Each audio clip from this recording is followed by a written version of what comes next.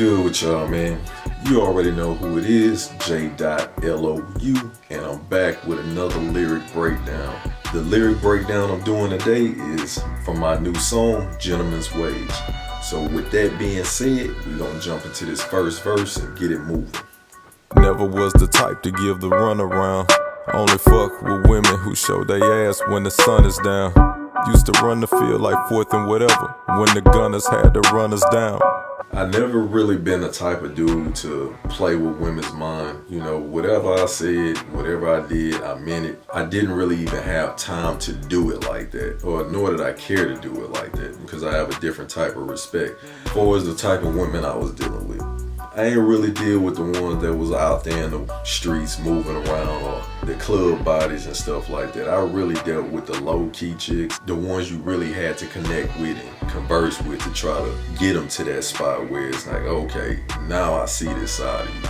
Those are the type of people that attracted me. So I use this football reference, you know, normally on fourth down, especially in a long situation, you punt the ball and there's these cats that's called gunners. Their job is to run you down and top you, right? What I'm saying right here is, man, I was down for whatever, like fourth and whatever, I'm going for it. Like, what, we drinking? Let's do it. What, we gotta fight? Let's do it. We trying to move something? Let's do it. So without divulging too much information about some stuff that I wasn't too proud of, let's just say that I did that, I was with whatever, until the gunners came. Gunners could have been somebody that didn't like me, that wanted to fight me. It could have been a cop that I was evading, or whatever the case may be, from some dumb shit I was doing on a motorcycle I had. Whatever it was, I was down for the cause. It wasn't no punting. Now I'm coaching black men how to act so they don't gun us down. Can't believe I did things I never thought I could. People betrayed me, said they never would, quiet as kept. This is far from the NFL, but I felt some of y'all kneel when you should have stood.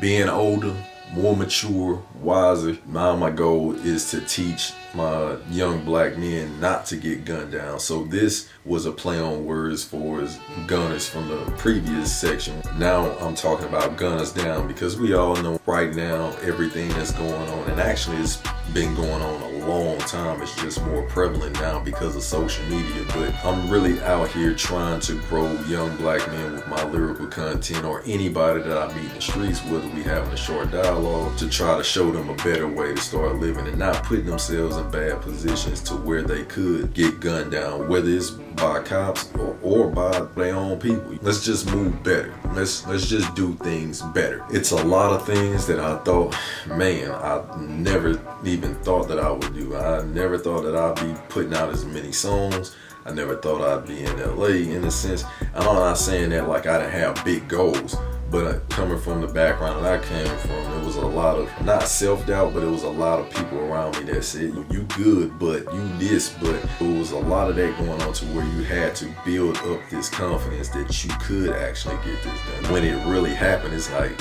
dang, man, this is crazy. Like, even though you believe this, like, I know I said that shit, but I really did it. There are people in my life that I feel like, man, they would never betray me. As usual, like, you go through these growing pains, you feel like you had friends forever, relationships with family members, whoever it is, you thought, man, like, it's on some bad boys for life type shit. But you've come to find out, you grow, they grow, or lack of growth, and they end up betraying you in some form or fashion. Maybe it's jealousy, but you know, it is what it is. I use a reference here. It came from the whole Colin Kaepernick thing when he kneeled. And what I mean by that is, like, I just feel like in the discrepancies that I've had with people, albeit friends or family, I feel like those situations wasn't big enough for us to fall out to the point where it just died by the wayside. So I felt like you should have fought when you bowed out. It's all good. It's a part of growing up. I did what Cole did to Jigga and kept showing up. My glass was half full and I was still pouring up. I know my stress is soaring, but it's hard to be a deep thinker when you in the shallow end. Set examples when you follow trends. Sometimes you gotta break rules when they made the bend. But as always, you gotta have a good positive mindset. The reference I use here was J. Cole and Jay-Z. So if you don't know the story background real quick, J. Cole used to go to this building where Jay-Z was showing up to, I guess, every day. But maybe it was different times and he never seen him. All he did was kept showing up, and as a result, he ended up running into him one day. And so that's how I'm doing my life. So even with all that stuff that I just talked about previously, you know, it's all good. All you can do is just keep showing up. I'd rather see it half full than half empty. That's how I approach life for the most part. But even with it being half full, I still gotta keep pouring up. Even though it looks bright and things are working and it's moving, I gotta keep the momentum going. Yeah, your glass may be half full or may be full, but you want it to run it over. You don't want no room for error. There are some stressful situations or some days where you're gonna feel overwhelmed. With that being said, that's how you grow. You know what I'm saying? That's how you push through, and it transitions to the other part where I was talking about being a deep thinker and a shallow end. I need to be in that deep end, man. That's the only way I can grow. That's the only way I can get to the things that I wrote down that I said I wanted to be. Can't be none of that shit if you've been playing it safe and you swimming in the shallow end. Like, if you can walk in the water, then you ain't going deep enough. That was my message to myself. Like, can't get better staying over here being safe.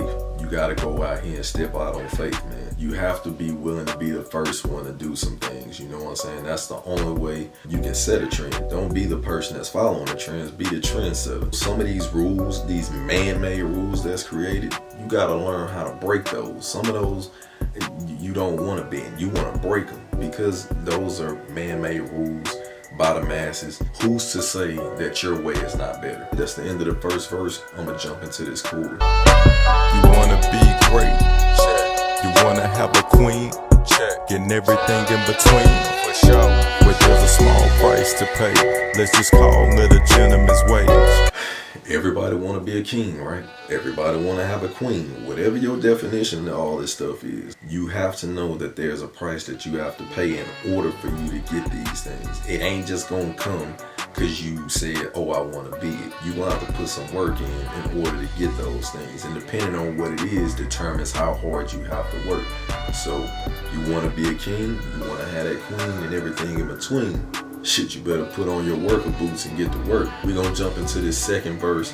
It's a lot of meaty stuff there, so hopefully it helps. God has a way of testing your heart, like placing you in a race in lane one with a staggered start. He gave a revelation about my current state, and I came out that curve and realized I was straight. If you ever watched a track meet or been to one, when you're running like a 200-yard dash or a 400-meter race or something like that, there's this thing called a staggered start. Now, if you starting in lane one, usually lane one look like they behind everybody. Like, this shit is freaking bananas. So when you see that in life perspective, you like, dang, man, I feel like I'm behind. Every time I look up, everybody look like they're several steps ahead of you. What I'm saying in this bar is God showed me a revelation. In my mind, I'm thinking I'm behind. But once I got out the curve and I got in the straightaway, I realized, oh, I wasn't behind at all. In fact, in some cases, I was in the lead. It just seemed that way because of how my visual effect took a part in it. God has his way of showing you what he wants to show you just to see how you're gonna handle it. But once it's revealed to you, you realize, damn, it wasn't as bad as you thought. Can't focus on the waters that I can't control, or past grievances or time stole. Girl, I know you're fine, but you ain't mine. The time spent for you to amass appeal, I can use for the one who holds a receipt showing she can foot the bill. You definitely cannot focus on things you cannot control. This is one of the biggest things I think as people we always do. You're always focusing on outside sources. Control what you can control and let everything take care of itself. Grievances, hey man, we've all been deceived, we've all been hurt, things of that nature, cool. But we've all had time stolen from us. We wish we can get it back, but guess what? You can't. So you can't control that, but what you can control is how you move forward. Now, I do have this epiphany, you know, me being all handsome and all. I do forecast that with this newfound revealment to the world that I know God is going to do, it's going to come with some obstacles. And most times with men, let's just be honest here, a lot of times it deals with women. It's going to be plenty of attractive women that's going to be out there. And I have eyes and everybody in my house have eyes, and we always laugh about it, but we're very transparent. Like, look, my standpoint is, yeah, you fine, but you ain't mine. I'm married already, case in point. So she's already put in the work to show me in every aspect that she can foot the bill, or she can withstand all the heavy waters and all the success and things of that nature that's gonna come with both of us working together as a unit. And I'd rather spend all my time trying to grow and water that relationship than go out there with this newfound success or this new wave or whatnot because it's revealed to you, and spend time to try to create, or you come in and try to create some type of appeal to me. No, in order for you to do that, I have to put in the time, and I'm just not willing to do that. I'd rather do that with the person that I already love and I labor with. And I ain't perfect, but it don't mean I can't aim for it. Cause it don't exist, don't mean it ain't a lane for it. But don't be shocked when you do it, they call you lame for it. A common expense, pay for being different. I can't make you listen, I can only give the vision. Bars. Nobody's perfect, you never will be, but it don't mean you can't aim for it. I like to look at perfection in terms of lofty goals. Like, nobody who's serious about making goals make goals that's already obtainable. Otherwise, you're not really working. So I like to put my goals just outside of my reach. Now, granted, perfection is very far out of my reach, but I do look at it in the perspective of, as long as I have something that I'm shooting for, I can never say that I can't progress. This kind of actually piggyback back on the first point when I was saying you can't follow trends and set examples. Everything that came into this world came from somebody doing it first. Just don't be afraid to be the first one to do it. That's all I'm saying. Also, don't be surprised if the people that never seen it before start calling you lame or gunning for you in a negative light. It's never in a positive light, at least from the masses. Just give you an example in my environment. If you came in with some shoes nobody ever saw before and they wasn't Jordans or Nikes, they gonna crash you and roast you to death, talking about how your shit ain't legit and this, that, and the other, cracking jokes from left to right. But once it's the next hot thing or group of people following and they like it, that's when they jump on board. So just be aware, you're gonna hit some bumps and bruises being the first to do something. They're gonna call you lame, they're gonna say it's whack, they're gonna say it don't work. Just do it anyway. When it's revealed to them the way you saw it, they gonna jump right on board with it and just take their money. So as I'm closing out, yeah, I said with everything that I'm talking about, it's a common expense. We all gotta pay it. There's no way around it. It's like taxes, bro. You a person that's abiding by the law, you know that you have to pay taxes. There's no way around this shit. So just know everything that you're gonna go through, from the grievances to time stole to the women coming after you or men coming after you women. Just know that all of that is a common expense. You just gotta be ready for it, that's all. I always try to give you guys a takeaway from what I'm talking about. I honestly cannot make you listen to anything that I'm telling you. I'm really big on just giving people advice and letting you do what you do with it. I can give you all this game that I have inside of me, but I can't make you listen, you know what I'm saying? I can only give a vision. And that's it. That's the lyrical breakdown for Gentleman's Wage. I hope that cleared up some of the gems that may have not made sense before. And if you guys have any more questions or you got comments or feedback on the song once you checked it out, let me know how dope it was. You know what I'm saying?